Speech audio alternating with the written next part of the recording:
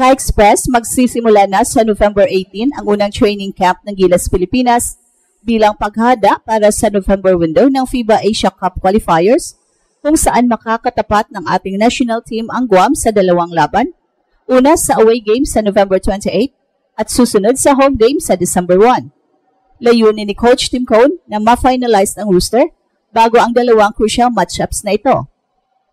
Pero sa pagbubukas ng training, dalawang malaking pangalan ang siguradong mawawala.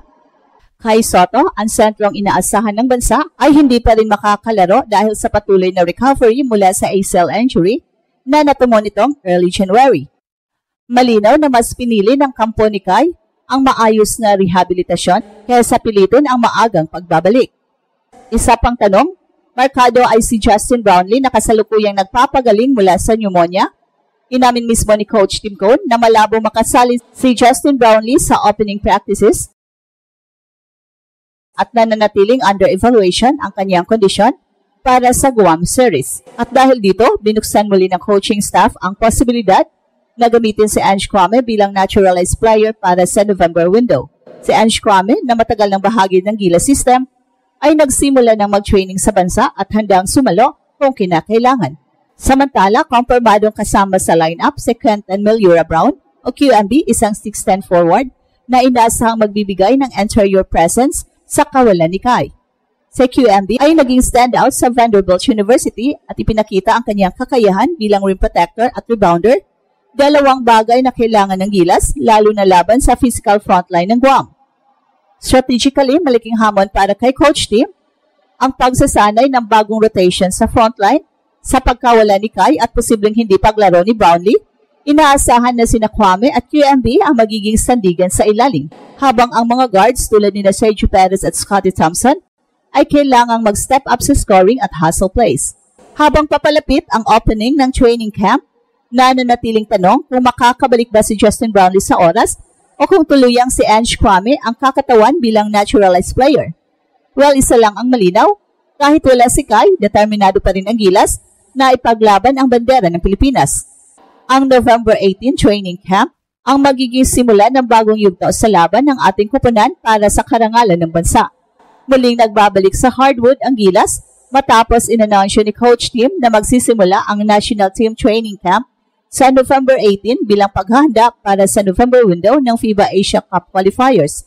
Dalawang laban agad ang nakatakda kontra Guam, una sa November 28 away game at susunod sa December 1 home game. Ang dalawang duelong ito ay mahalaga hindi lang para makuha ng Gilas ang maagang momentum, kundi para masubukan ang bagong sistema at rotation sa ilalim ng panibagong coaching setup. Pero bago pa man magsimula ang ensayo, dalawang malaking problema agad ang humarap sa Gilas. Una, ang kawalan ni Kai na patuloy pa rin nagpapagaling sa kanyang ACL injury. Kahit malinaw na si Kai at pinili ng kanyang camp at ng coaching staff ang long-term health ni Kai kaysa pilitin siyang bumalik ng hindi pa handa. So ibig sabihin sa November window, wala pa rin towering presence ng 7'3 prodigy sa ilalim. Malaking butas para sa depensa at rebounding ng ating national team. Kasabay nito, isa pang big name na nasa alanganin, Justin Brownlee, ang long-time naturalized player ng Gilas, ay kasalukuyang nagpapagaling mula sa pneumonia at ayon mismo kay Coach Tim, still in recovery pa ang PBA import. At dahil dito, nakikita ng staff ang posibilidad na hindi makadalo si JB sa training camp at lalong hindi pa sigurado kung aabot siya sa mga laban kontra Guam. Well, sa kabila nito, nanatili siyang bahagi ng pool pero kailangang may nakahandang alternative sakaling hindi siya cleared ng medical staff. At dito papasok ang isa sa pinaka-interesting storyline ng window, ang pagbabalik ni Ange Kwame bilang naturalized player option. Matapos ang matagal na panahon na wala sa programa, handang tumugon si Kwame sa tawag ng bayan sakaling kailangan siyang pumalit kay JB. Ayon sa mga ulat, kasama na siya sa expanded pool at inaasang makakadalo sa training sa November 18. Ang kanyang familiarity sa Gilas system at kakayahang depensahan ang paint ay mahalagang asset lalo na sa kawalan ni Kai. At sa kabilang banda, kumpirmado na rin ang partisipasyon ni QMB, isang bagong big man na naglaro sa Vanderbilt University sa NCAA. Sa QMB ay inaasang magbibigay ng athleticism at hustle sa frontcourt, mga aspeto na kailangang punan habang wala si Kai at posibleng si JB. Ayon sa coaching staff, kay QMB ay sure na sa Gilas pool at isa sa mga bagong perasong susubukan sa rotation. Habang papalapit ang start ng training camp, malinaw na harap si Coach Tim sa malaking hamon. Paano babawiin ng Gilas ang interior dominance na nawala kay Kai? Maagang testing ground ang November 18 kung saan makikita kung sino ang mga bagong mukha, Kwame, QMB o iba pang forwards, ang aangat at magiging susi sa unang window ng laban para sa Gilas. Habang papalapit ang training camp sa November 18, tumitindi ang tanong ng mga fans, paano babawiin ng Gilas ang height at presence na mawawala kina Kai Sotto at Tristan Brownlee? Ang sagot ni Coach Tim ay malinaw, next man up. At sa pagkakataong ito, sina Ange Kwame at QMB ang magiging susi sa bagong frontline experiment ng Gilas. Si Kwame ang unang nakilala bilang naturalized player ng panahon ni Coach Tab, ay matagal nang kilala sa kanyang defensive awareness at timing sa ilalim.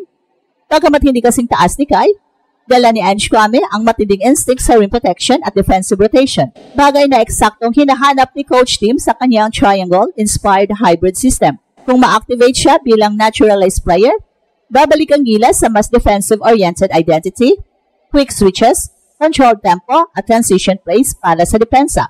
Well, sa kabilang banda, malaking opportunity din ito para kay QMB na patunayan ang kanyang halaga sa international stage. Galing sa Vanderbilt University ng NCAA, kilala si QMB bilang hustle big man, mahusay sa boxing out, timing sa offensive boards at marunong maglaro off-ball. Ayon sa mga insider reports, gusto ni Coach Tim makita kung paano mag-adjust si QMB sa FIBA pace kung saan mas physical at mas mabilis ang rotation kaysa college level. Ang tandem ni Kwame at QMB ay maaring maging bagong defensive wall ng Gilas kung maganda ang chemistry nila sa ensayo. At sa pagkawala ni Kai at posibleng hindi paglaro ni JB, inaasahan din ang pag-angat ng local core.